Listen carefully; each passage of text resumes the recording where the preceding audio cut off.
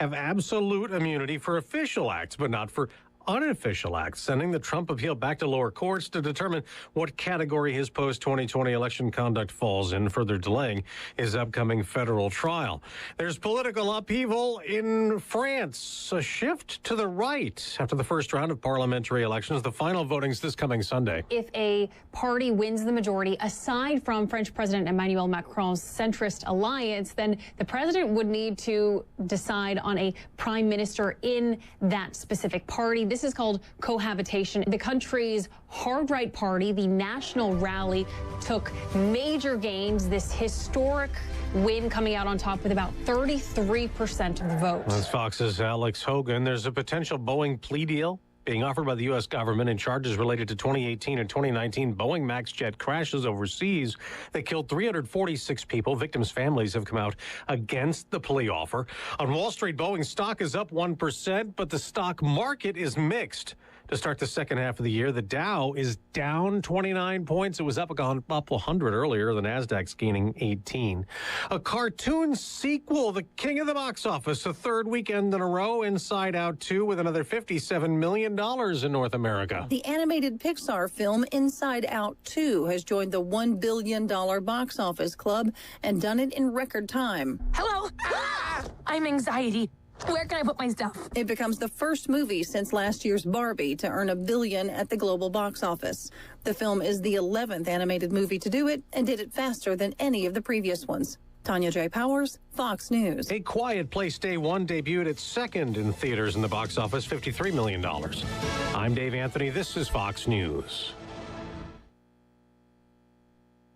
Well, kicking off the week of the 4th on a bit of a cooler note for a change. That's nice, huh? Getting away from those mid-90s for a couple of days. Mostly sunny mid-80s on the way this afternoon, and we'll drop it back into the mid and upper 60s overnight. Into our Tuesday, pretty much a carbon copy. We'll get a little closer to 90 by Wednesday. Mid-90s, though, return just in time for the 4th of July, mainly dry. That's your forecast. From the WSIC Weather Center, I'm meteorologist Chase Myers. Hey, this is Jeff McNeely, owner of G&M Milling Company in beautiful downtown Lowray. We at G&M hope you come by and see us for all your livestock needs. We stock feeds for all kinds of animals and hay too. We also have seed for a wide variety of forages for your animals. So come on by 4000 Taylorsville Highway, Statesville, or call us at 704-873-5758. We're worth the drive. Thank you again for supporting small family-owned businesses. God bless. The following is a paid program and does not necessarily reflect the views of WSIC. All systems are a go. Ladies and gentlemen, hold on to your seats. Taking Care of Iredell with North Carolina State Representative Jeff McNeely is about to begin. In 5, 4, 3, 2, 1. Good morning, Iredell County. Hope everybody's doing well. A little overcast. Please, Lord, let it rain. Please, please. Hey, we've already got my guest on the line. Got a great show today. Got a lot to talk about. We've changed our format where we're going to do the guests first and call in for the second half of the show. If people like to talk, maybe this will get you woke up and get you going. So I've got Tom Murray with me. Tom is a candidate for the North Carolina Court of Appeals. That's a very important position. We got to make sure that we get our judicial right. So I think we got Tom on the line. We're going to go ahead and bring him on in. Hey, Tom. Good morning. Good morning, sir.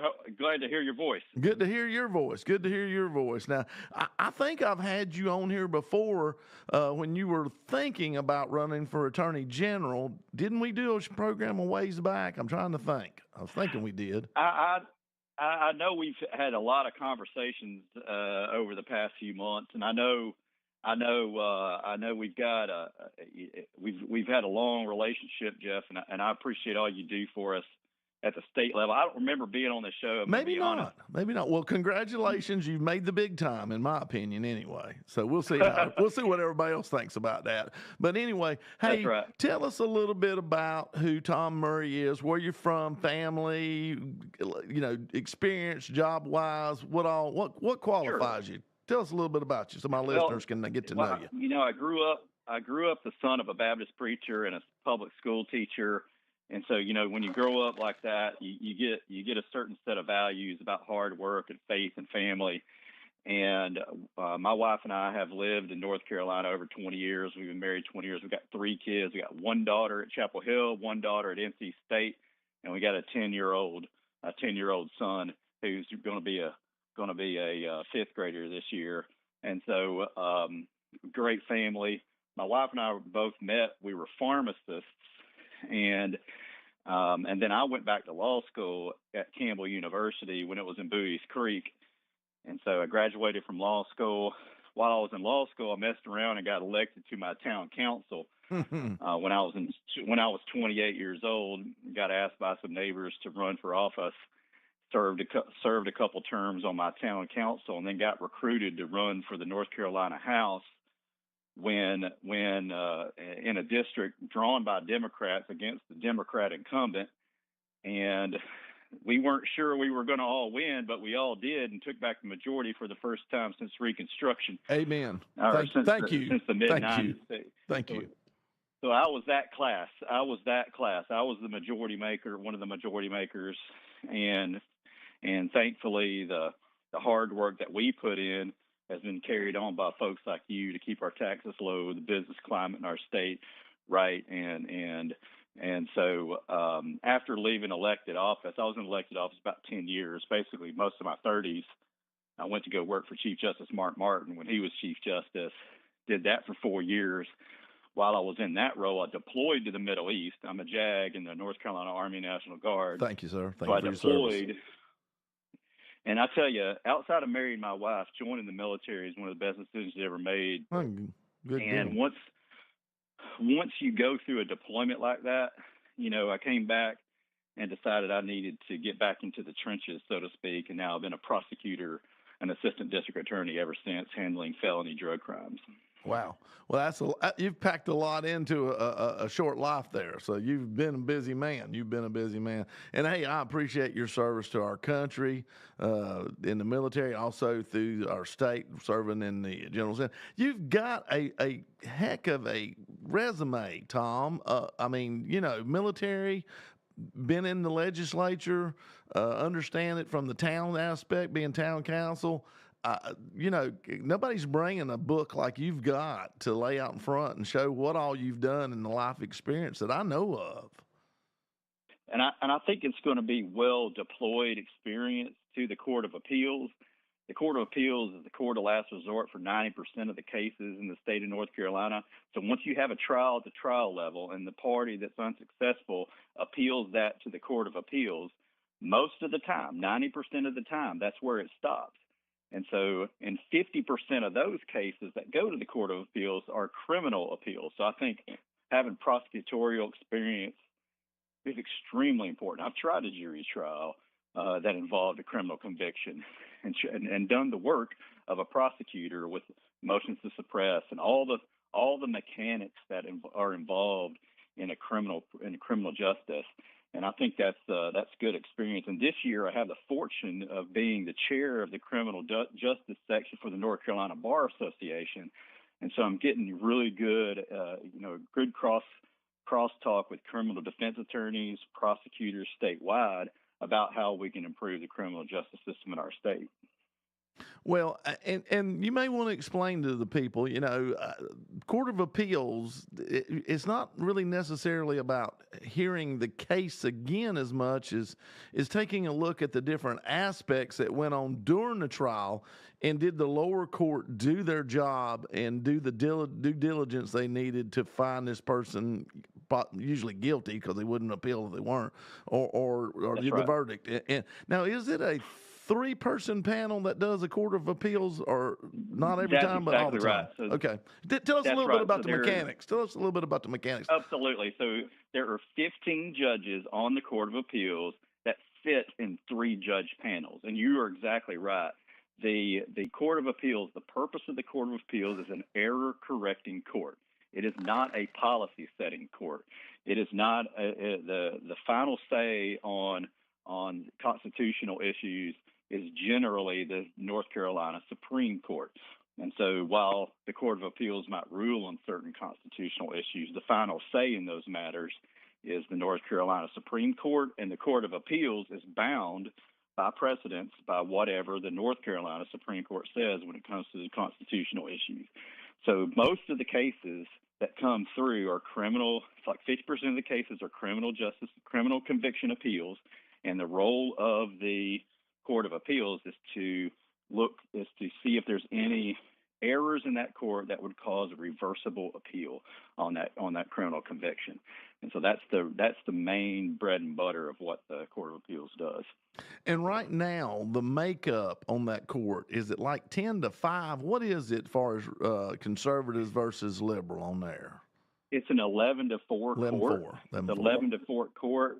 Over the past two cycles since 2020, so we had eight seats up, 3 Supreme Court, 5 Court of Appeals in 2020, and then in 2022 there was 2 Supreme Court seats and 4 Court of Appeals seats up.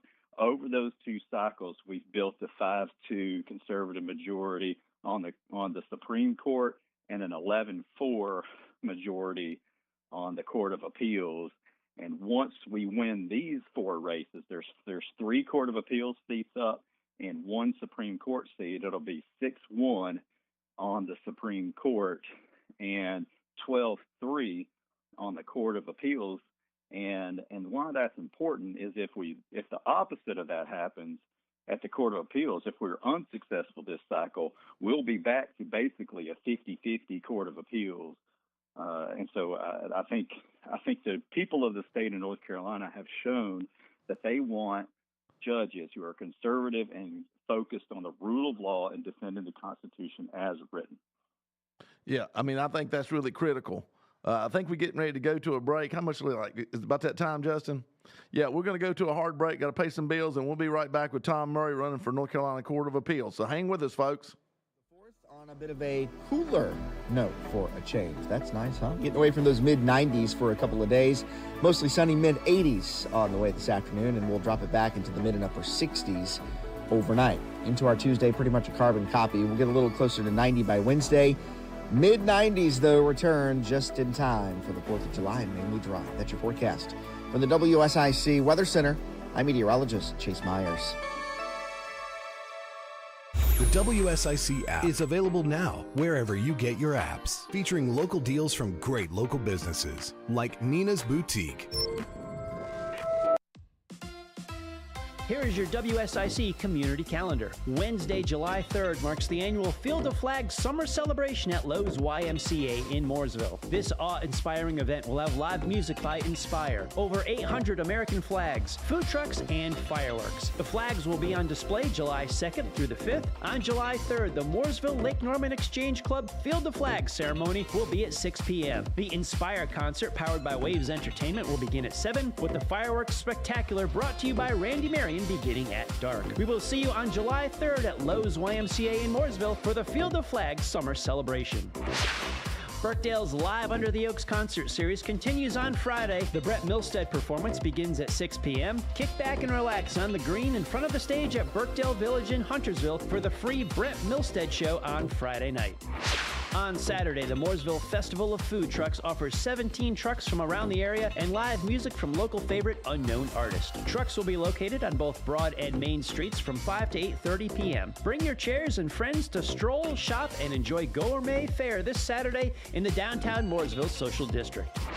The Kane Center for the Arts Week 4 of summer camps begins Monday, July 8th. Morning and afternoon camps for ages 5 to 15 include ceramics, drawing, art, food, painting, and more. The fall performance season begins Saturday, September 7th with a show by comedian Tom Cotter. For more information on summer camp programs and the fall performance schedule, visit canearts.org. That's CAIN arts.org.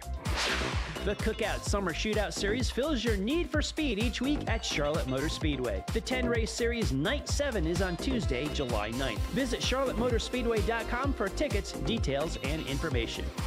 To keep up with all the events happening around the community and much more, including amazing local deals, download the WSIC News App today. For 42 years, Johnson's Parts and Supply has been your Auto Plus auto parts store. When you need auto parts, think Johnson's Parts and Supply. Your Auto Plus Auto Parts Store, 1112 Shelton Avenue, Statesville. It's Taking Care of Iredell with NC Representative Jeff McNeely on 105.9, 100.7 WSIC. Local starts here. All right, back here with the middle of the show, like heading towards the half hour. Got Tom Murray on here running for North Carolina Court of Appeals. Tom, you still with me? Yes, sir. Sorry about that. We got bills to pay. Man in the booth back there, he's got to make a living some reason. They just can't let me talk, so we have to run these commercials. But, hey, we got in there and we talking about the 3-judge panel, and you know, y'all on the Court of Appeals, you kind of look at procedure, make sure that the case was handled right. You know, it kind of gets to the Supreme Court level after going through y'all, get to the Supreme Court level, and they kind of maybe look at everything. They make sure that y'all didn't miss nothing, but they also kind of look at the verdict and see if the constitutionality of it, if it works. You know, the one thing that I kind of love about what I see going on in our statewide judiciary offices is we've got back to this crazy thing called like the rule of law, where you actually look at precedents, normal precedents, not crazy precedents like we've had probably the last 6-8 years, and you don't really try to interpret. You try to make sure you define it and understand what's going on. It's more about right and not feel. Do you notice that, or is it just me? I think that's a good way to frame it, where there is a desire on the part of folks that are trying to make investments in the state of North Carolina, and from the folks that are engaged in the practice of law. They like certainty when it comes to interpreting our Constitution and interpreting our statutes, because that helps them advise their clients on how to engage in business or conduct their activities in accordance with the law. And when you have folks that have an evolving standard, or unfortunately have an ends-focused interpretation where they're trying to achieve a certain outcome versus what does the plain meaning of the statute say, what's the plain meaning of the words of our Constitution when it was drafted, when it was put into place, anything that falls short of that, you start getting to this area of uncertainty, which makes it difficult for folks to invest in our state and to advise clients in the practice of law. Well, like I said, we went through that whole mess there, especially when the Democrat Supreme led court of North Carolina was kind of exiting out the door. Well, just anything they didn't like. Didn't have anything to do whether the law was wrong or a procedure or anything. If they just didn't like it. And so, I don't know how you run a state on likes and dislikes, because the next person shows up, who knows what they want. I always say the most difficult thing in my business, we make feed, and especially if you put molasses on it, it's trying to make coffee for 200 people in pre-order. Everybody wants it different. And so that's what we got into, was more of I just don't like this. I just don't like this. So I'm going to rule against this. And whether it was constitutional, unconstitutional, they didn't care. They didn't know. And so I really like where we're at now, where you kind of get an idea. Sadly to say, when you go to court, you don't always know the outcome. But if looking at precedents means anything, you've got a pretty good idea whether your case is valid or not. And the validity that we've had before was totally up in the air. Nobody knew what was going to happen with the court that we had. So now I see a lot more consistency, which is what you want from the court system. You want it to consistently perform justice. Yes, you want what the goal is judicial restraint, not judicial activism. And if I've been in the legislature, I've been around advocates for public policy, and there's a big difference between the legislative branch and the judicial branch. And I'm comfortable with that difference, having been a former legislator and worked in the judicial system. And the role of the judiciary is to interpret the laws passed by the General Assembly and interpret our Constitution as our founders intended, And laws passed by the General Assembly are presumed unconstitutional unless there's a facial problem with the actual words of the statute that conflict with our Constitution.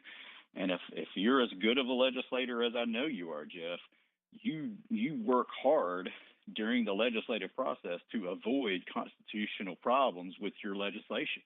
And so I think that presumption of constitutionality is something that helps to avoid judicial activism versus and implement the proper role of judicial restraint. Well, in our case, not only do we have a gazillion lawyers serving with us, but we got a gazillion on staff, and so we're going to get a lot of different answers of whether we're constitutional or not. But usually they're pretty in sync on what we can and can't do. So I always feel comfortable. We make a law. We vetted it pretty hard. So when people bring lawsuits against us, in my opinion, for them to win, it's kind of a rare moment, I feel like, because we've went to the 10th degree to make sure that everything was I's dotted, T's crossed, and that maybe they don't like it, but we're constitutionally correct. And so I think that's usually, that's right. And that's why we've been very successful over the last basically two sessions, last 4 years of passing good quality laws that held up their constitutionality. But I appreciate the court being rule of law. I think Judge Newby said it best. Their job, balls and strikes, not to tell you how to swing, not to tell you how to catch or pitch, balls and strikes. Was it good? Was it bad? Yep. And I think that's really good. And I think that starts with electing qualified judges who have tried cases, who have demonstrated fidelity to the idea of law and order and constitutional government. And I think that's why people like the folks in Iredell County have consistently selected conservative judges when given the opportunity on the ballot. Well, it's funny out, stumping at the polls and whatever. I have people walk by and we'll have our little card that's got everybody on it, and I don't need it. I'm good. I said, well, this has got the conservative judges on it, and without this, you may not know who is and who isn't. And it seems like even some that I think maybe going to vote a little bit more liberal than me usually will take that when I say this has the conservative judges on it.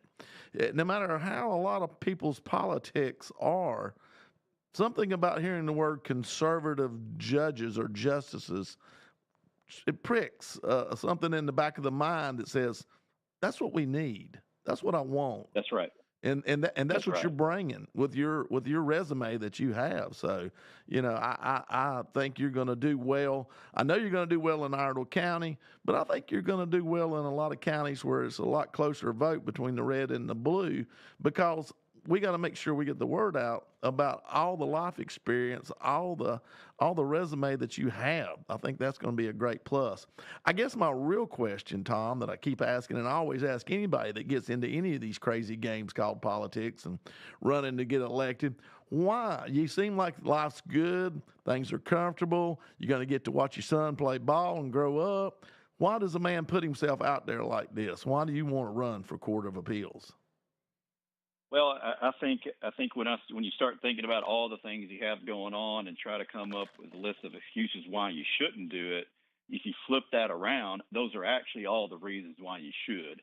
And I can tell you, I want to make sure that the state of North Carolina is a safe place to do business, and that my kids, when they're growing up, they have all the same opportunities in a safe, pro-business, just a place where you can raise a family and grow a business that has that level of certainty in the judicial branch, where that you're going to have the opportunity to flourish without having somebody's thumb on the scale against you every time a case comes up and they start interpreting laws just however they want versus what the Constitution and the statute says.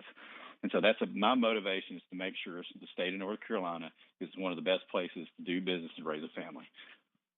Well, and I never tell anybody, and we don't mention names of competition on here of other candidates or whatever, but I can tell you right now there's a drastic difference between you and your opponent that you're running against. I mean, we got about 2 minutes. Give me your minute and a half speech of why do we choose Tom Murray over the other candidate.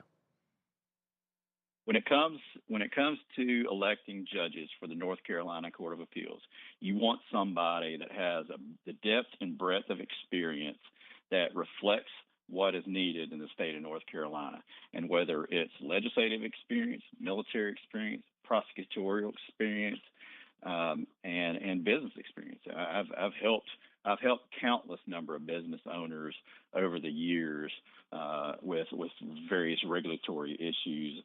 And when you put that all together, that's the kind of broad experience that you need on the Court of Appeals, which hears a myriad of cases, about 1,500 a year. And you want somebody who has that breadth of experience in public-private sector to be able to serve the state and meet its needs comprehensively. Well, I can guarantee you check all those boxes. Social media, how do we follow Tom Murray? How do we get up with you if we want to try to ask questions? What we got? Yes, the best place to go is my website. It's jointom.com. It's very simple. Jointom.com. You can get access to the Facebook page, on Instagram, and on Twitter. I have all those links on jointom.com. And if anybody wants to send me an email, my email is very simple. It's tom@jointom.com. Be glad to send anybody a bumper sticker magnet or any additional information about me or the other conservative candidates running for judge statewide. We've got 4 races, and they're all important. Well, I tell you what, we're almost done. We're closing out here, Tom. I appreciate you calling in. I appreciate you giving me your time. Good luck out there. If there's any way Jeff McNeely can help you, let me know. Take care till I see you again. Folks, hang on. We got the second part of the show coming. Thank you, sir. Thank you. There's more Taking Care of Iredell with North Carolina Representative Jeff McNeely on the way from 105.9, 100.7 WSIC. Well, kicking off the week of the 4th on a bit of a cooler note for a change. That's nice, huh? Getting away from those mid-90s for a couple of days. Mostly sunny mid-80s on the way this afternoon, and we'll drop it back into the mid and upper 60s overnight. Into our Tuesday, pretty much a carbon copy. We'll get a little closer to 90 by Wednesday. Mid-90s, though, return just in time for the 4th of July, mainly dry. That's your forecast. From the WSIC Weather Center, I'm meteorologist Chase Myers. Hey, this is Jeff McNeely, owner of G&M Milling Company in beautiful downtown Lowray. We at G&M hope you come by and see us for all your livestock needs. We stock feeds for all kinds of animals and hay too. We also have seed for a wide variety of forages for your animals. So come on by 4000 Taylorsville Highway, Statesville, or call us at 704-873-5758. We're worth the drive. Thank you again for supporting small family-owned businesses. God bless. For 42 years, Johnson's Parts and Supply has been your Auto Plus auto parts store. When you need auto parts, think Johnson's Parts and Supply. Your Auto Plus auto parts store, 1112 Shelton Avenue, Statesville. Make your work easier with Eagle Rentals of Troutman and Statesville. Eagle Rentals has generators, heaters, fans, painting equipment, floor care equipment, pressure washers, lighting equipment, and lawn care equipment. Plus, Eagle Rentals has construction equipment like forklifts, bobcat loaders, backhoes, excavators, and more. Reserve online at eaglerentals.com. That's eaglerentals.com. Folks, here at Randy Marion Chevrolet in Statesville, we have got the brand new 2025 Chevrolet Traverse in stock, all redesigned from front to back, top to bottom, inside and out. Come see them today. We have got a great selection of these new Traverses ready for you to take home. And also, we got great discounts on our Silverado trucks. We got the regular cab, crew cab, double cabs, discounted up to $9,000 off. Great selection, Randy Marion Chevrolet in Statesville, right on I-40. This is a Bloomberg Money Minute. If your number one business is renting DVDs, perhaps you knew this time would come. The owner of Redbox DVD kiosks has filed for bankruptcy. As the number of people watching their favorite films on disc keeps plummeting, Chicken Soup for the Soul Entertainment, which bought Redbox in 2022, is seeking protection from more than 500 creditors, including Walmart, Walgreens, Warner Brothers, and Sony Pictures, but it will keep operating. Clothing seller Delta Apparel is bankrupt today, filing for Chapter 11 protection as it looks to sell its assets and pay creditors. It's already reached a deal to sell one asset. Forager Capital Management will pay $28 million to acquire products connected to Delta's Salt Life beachwear brand, although others can still beat the offer should they choose. Delta is also the owner of the Sophie activewear brand. New week, month, and quarter for Wall Street, and so far the verdict is split. Dow losing 0.1%, same with the S&P 500, NASDAQ gaining 1%. Andrew O'Day, Bloomberg Radio. Taking Care of Iredell continues. Here's your host, NC Representative Jeff McNeely on 105.9, 100.7 WSIC.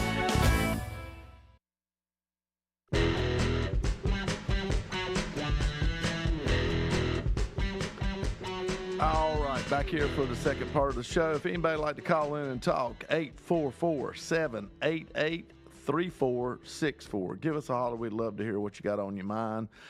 Pretty interesting week we had last week. Kind of frustrating week we had last week, in my opinion. Looks like we're going to be taking us a little break down there at the General Assembly, probably for the month of July, and go back for a couple days at the very end, the start of August. And hopefully we can get a supplemental budget resolution passed.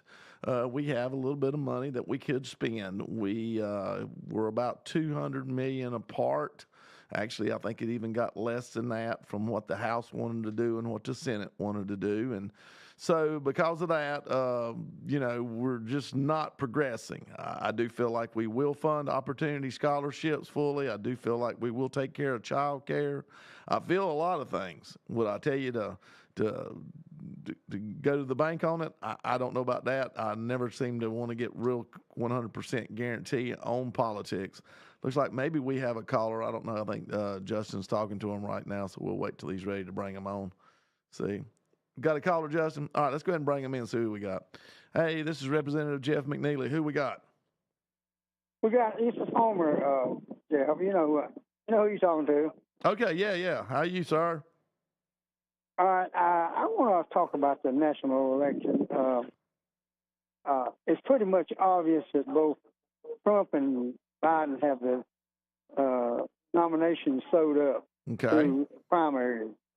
All right. And the national prognosticators, people on the national, are saying that Biden is so weak, he's so this, he's so that he's going to quit. And the only way that can happen, the only way he can be replaced is for him to go to the Democratic convention, deny the nomination, and they'll have to take a vote. There was one time there was about 20 votes to get a nominee. I forget which one it was. But anyway, I don't think the Democrats are going to push that. I don't know that even though he's pretty weak on what he answers, anybody changed their mind from that debate the other night. If you're a Democrat, they're a Democrat. I'm a Republican. But there's a lot of things I don't like about what's happening in the Republican area. But, tell me what you think is going to happen.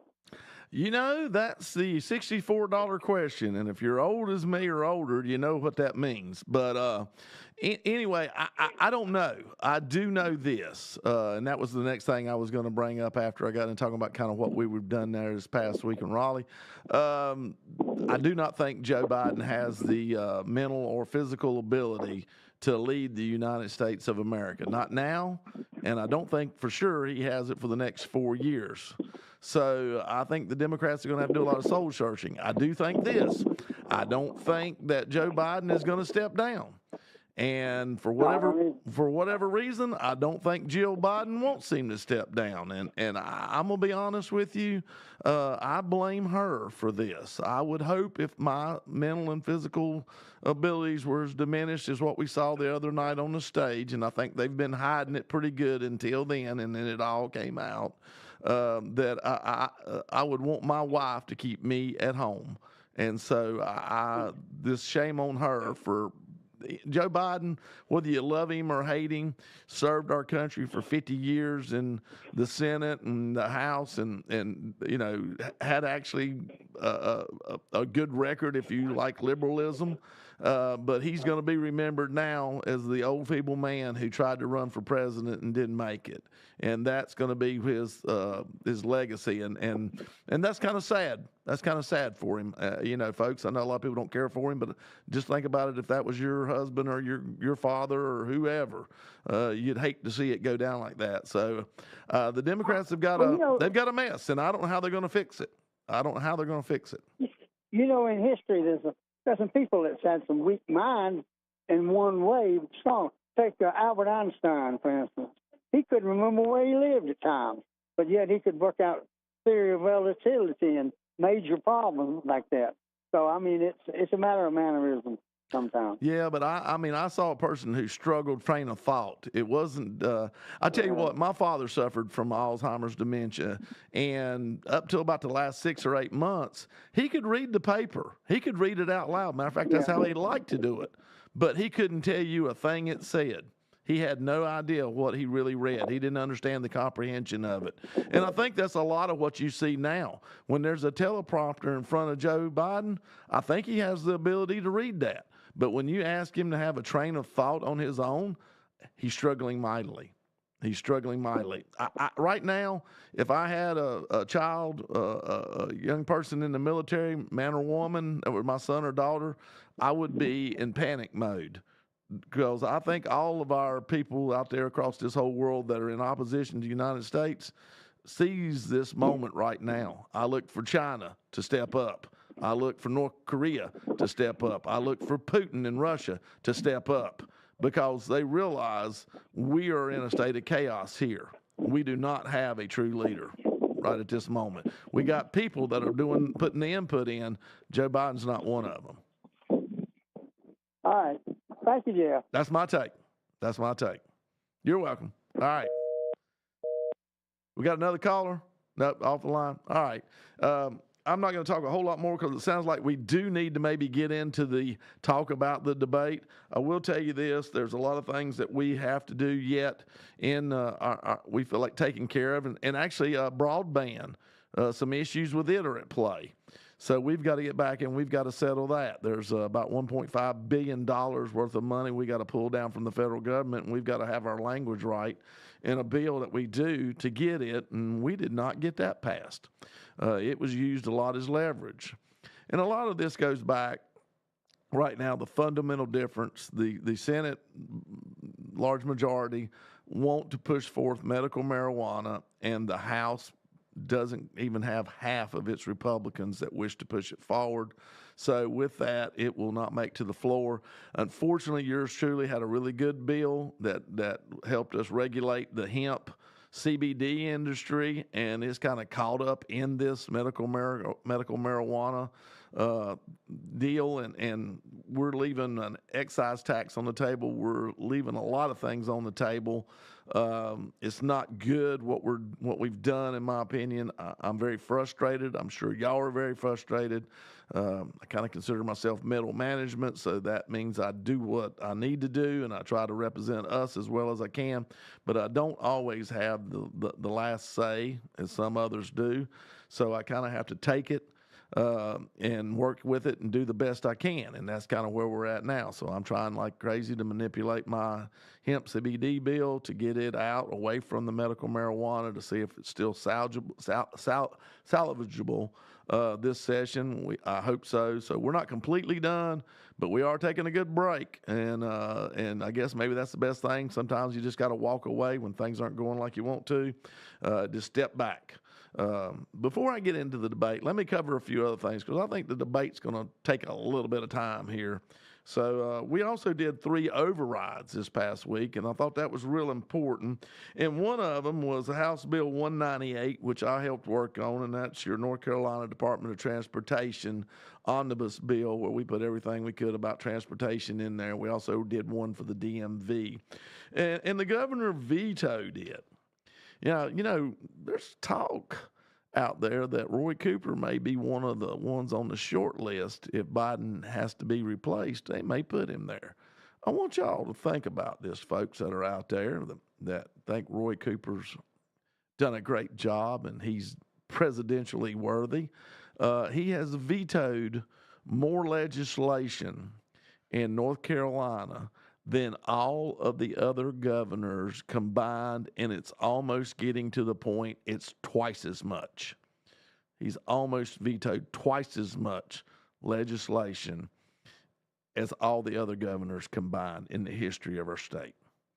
So if you think he's really done a lot, truth is he's been more the mud puddle in the road that we've had to dodge and go around. And now that we have a supermajority in the House and the Senate, we've been able to pretty much just run over the mud puddle and about splash it out. So we got this bill. The main reason he vetoed the DOT bill is because vegetation grows up in front of billboards who have the right to put their stuff out there because they pay the DOT. And we wanted to go about trimming back vegetation. I don't know how many of y'all like to mow your yard, but if you don't, next thing you know, it's hard to tell it from the cow pasture that's on the other side of the fence. So basically, this is maintenance. But hey, we'd hate to cut a tree down that has grown since the billboard was put up. That's what Mother Nature does. It tries its best to take things back over. Man tries his best to keep things in order through the Lord. So cutting down vegetation so that you can still see the billboards that people are paying for, that's why we're going to veto a bill.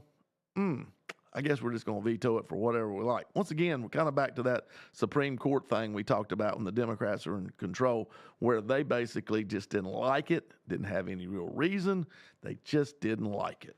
The other bill that we got through, too, was House Bill 237, and that kind of restricted the wearing of masks, mostly in protest. And also, we increased the penalty for impeding traffic while protesting. And also, we fixed some of the slanted campaign financing that our State Board of Elections approved in the middle of the night, or you might as well say an emergency meeting. So we're getting ready to take a break. Hang with us. We got a lot more to talk about. We got to talk about this debate. Call in if you want. More Taking Care of Iredell with North Carolina Representative Jeff McNeely is coming up on 105.9 100.7 WSIC. Well, kicking off the week of the 4th on a bit of a cooler note for a change. That's nice, huh? Getting away from those mid-90s for a couple of days. Mostly sunny mid-80s on the way this afternoon, and we'll drop it back into the mid and upper 60s overnight. Into our Tuesday, pretty much a carbon copy. We'll get a little closer to 90 by Wednesday. Mid-90s, though, return just in time for the 4th of July and mainly dry. That's your forecast. From the WSIC Weather Center, I'm meteorologist Chase Myers. Here is your WSIC community calendar. Wednesday, July 3rd marks the annual Field of Flags Summer Celebration at Lowe's YMCA in Mooresville. This awe-inspiring event will have live music by Inspire, over 800 American flags, food trucks, and fireworks. The flags will be on display July 2nd through the 5th. On July 3rd, the Mooresville Lake Norman Exchange Club Field of Flags ceremony will be at 6 p.m. The Inspire concert, powered by Waves Entertainment, will begin at 7, with the fireworks spectacular brought to you by Randy Marion beginning at dark. We will see you on July 3rd at Lowe's YMCA in Mooresville for the Field of Flags Summer Celebration. Birkdale's Live Under the Oaks concert series continues on Friday. The Brett Milstead performance begins at 6 p.m. Kick back and relax on the green in front of the stage at Birkdale Village in Huntersville for the free Brett Milstead show on Friday night. On Saturday, the Mooresville Festival of Food Trucks offers 17 trucks from around the area and live music from local favorite Unknown Artist. Trucks will be located on both Broad and Main Streets from 5 to 8:30 p.m. Bring your chairs and friends to stroll, shop, and enjoy gourmet fare this Saturday in the downtown Mooresville Social District. The Kane Center for the Arts Week 4 of summer camps begins Monday, July 8th. Morning and afternoon camps for ages 5 to 15 include ceramics, drawing, art, food, painting, and more. The fall performance season begins Saturday, September 7th with a show by comedian Tom Cotter. For more information on summer camp programs and the fall performance schedule, visit kainarts.org. The Cookout Summer Shootout Series fills your need for speed each week at Charlotte Motor Speedway. The 10-race series Night 7 is on Tuesday, July 9th. Visit charlottemotorspeedway.com for tickets, details, and information. To keep up with all the events happening around the community and much more, including amazing local deals, download the WSIC News App today. Now back to more Taking Care of Iredell with your host, NC Representative Jeff McNeely on 105.9 100.7 WSIC. All right, back here for the last part of the show. Real quick, we got a caller. We'll go ahead and take this caller real quick, see who we got here. Go ahead and bring him on, Justin. Hey, this is Representative Jeff McNeely. Who we got? Hi, this is Nick. Hey, Nick. How are you, sir? All right, how are you? I'm good. What you got on your mind today? Listening to your show last week, and you mentioned something about the North Carolina Opportunity Scholarship. Yes, sir. And the new budget and the funding is going into it. Yes, sir. And you said that you're going to be fully funded. Is that all the tiers, or can you explain a little more in depth about that? Let me do the caveat first. That's if the House's budget had got passed that was sent to the Senate. It would fully fund all 4 tiers. Unfortunately, the Senate chose not to pick up our budget. And so right now it's in limbo. The first tier and a good bit of the second tier are funded. Had a huge demand for this. Shows how it was such a good idea and such a great law. We had about 400% more people applied for the Opportunity Scholarship than we had planned, and we'll plan for that next year, and we'll make sure we get that in our budget. Right now, it may not go funded. I'm hoping when we meet back last part of June, first part of July, first part of August, that we will get that done. It might be one of those things where you have to take a step out in faith to go ahead and get your kid enrolled. I know that's getting real close to the time to start school, and I am sorry and apologize. I'll be honest with you, kind of sick on my stomach. Doing the best I can, but it is a priority. Unfortunately, we can't get along enough to get it done, so I apologize. All right. No, that's fine. Like I said, we're going to send her where she's going anyway, regardless of that. But it would just be nice to have our tax dollars follow my students. I'm hoping you'll get a nice pre-Labor Day present. We'll hopefully for all that. Right. So we know it. All right. Well, we get it. So, yeah, you're welcome. All right. Well, thanks, sir. I appreciate all you do. Thank you. Thank you, Nick. All right. Yeah, hey, also, real quick, we also, on a veto, and then we're going to get into talking about the debate, House Bill 834, which changed some provisions.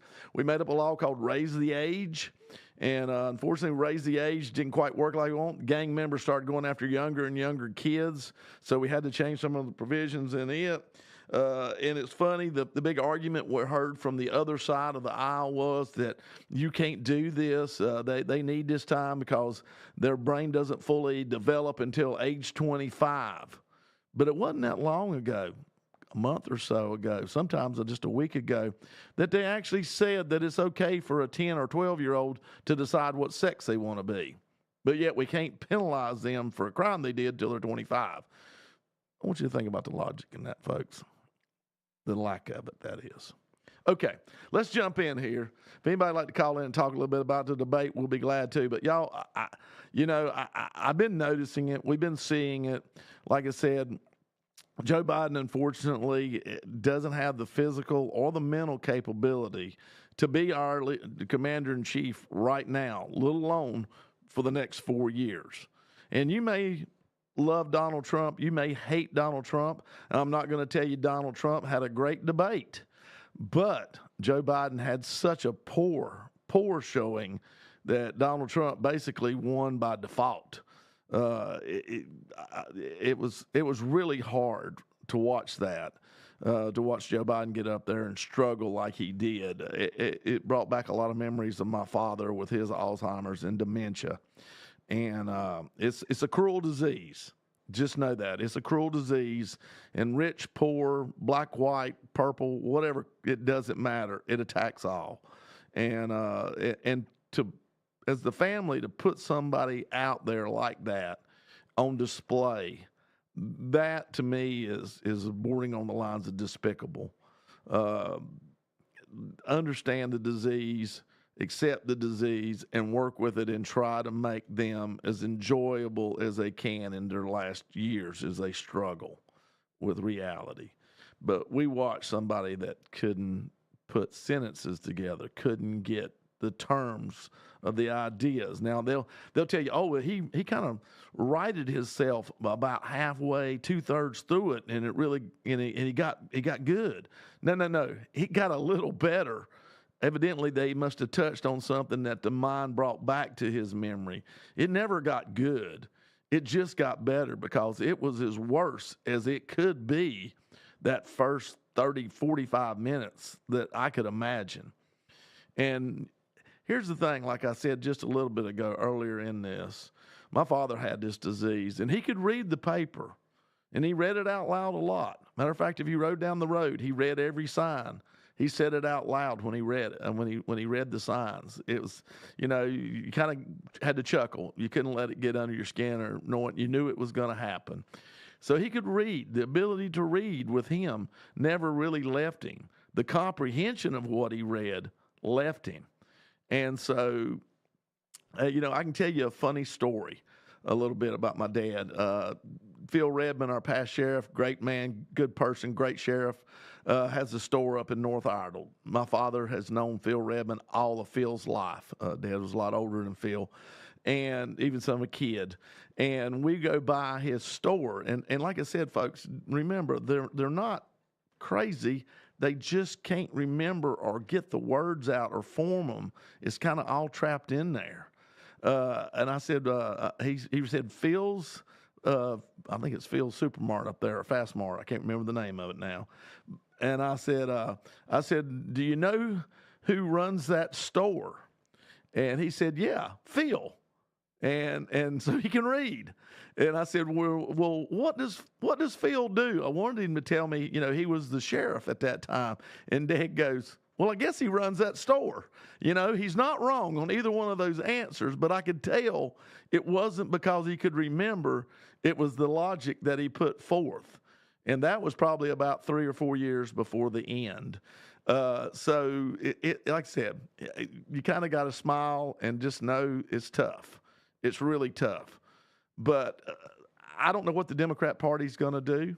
I don't know if they're going to try to put somebody else into convention. It's going to be an interesting convention for them. They go back to the summer of the 60s when they had the rioting and all the stuff at the conventions, the Democratic convention, in the same place, in the same town. And so this is kind of interesting, a little deja vu. So we'll see what happens with them, but they better be figuring out an alternative, because this will not only hurt them for the presidency, but this will hurt them down the ballot too. And so I think a lot of people out there that weren't sure who they were going to vote for, and there's a lot out there that are going to vote for Trump, no matter whether he's got convicted of being a felon or rightly, wrongly, whatever. We're not going to argue that. They're going to vote for him. There was a lot of people that are going to vote for Biden, and they still are. They still are, because most of them are probably voting against Trump. But there was a group in the middle, maybe unaffiliated or undecided or weren't sure. And I can tell you right now, love, hate, whatever you feel on Donald Trump, the mental capability and physical capability of Joe Biden has been brought to light. And this is just going to get worse. It doesn't get better. And one thing that I was really surprised with CNN, because we all feel like they lean pretty hard to the left, y'all, was they allowed the camera to stay on Joe Biden at the end of that debate. So not only was he struggling at the podium, his wife went up, got him by the hand. He still wouldn't move, got him by the arm, and slowly but surely got him down a step or two and let him off the stage. And they showed that whole play out. And it took probably a minute to 2 minutes for him to get from that podium about 30 feet to get to the host of the show or the moderators of the debate so he could shake their hand. And it was about a 30-foot walk.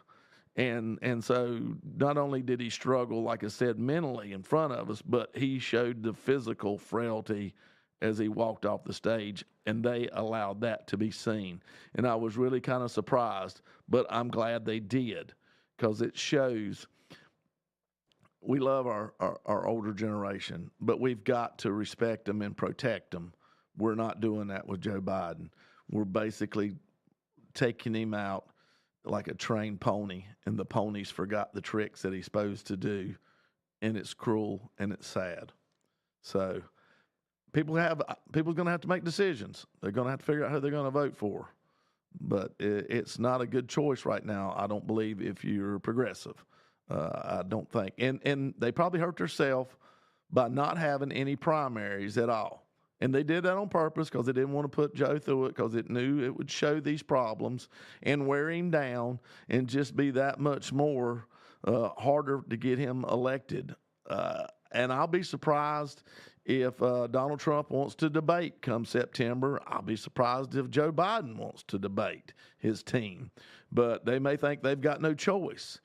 But, folks, if he goes on there and debates a second time and it's anywhere close to what he did, there's no hope at all, because then it'll be too far gone from the convention.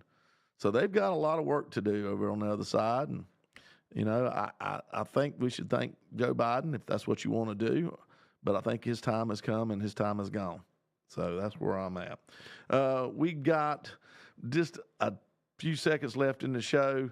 So I appreciate y'all listening. I'm going to go ahead and say a prayer. And I'm going to pray for Joe Biden. Dear Heavenly Father, dear Lord, I do pray for Joe Biden and his family. And I pray, dear Lord, they realize that things are tough. And I pray, Lord, that you give them some guidance. And they try to protect him and try to protect some dignity, Lord, to allow that to be. And I pray you be with this country as tough decisions are going to be made. And I pray you keep us safe from our enemies, Lord. And I pray you watch over us. Lead and guide all of us and to make wise decisions for you. In Jesus Christ's name, amen. Folks, take care out there. See ya.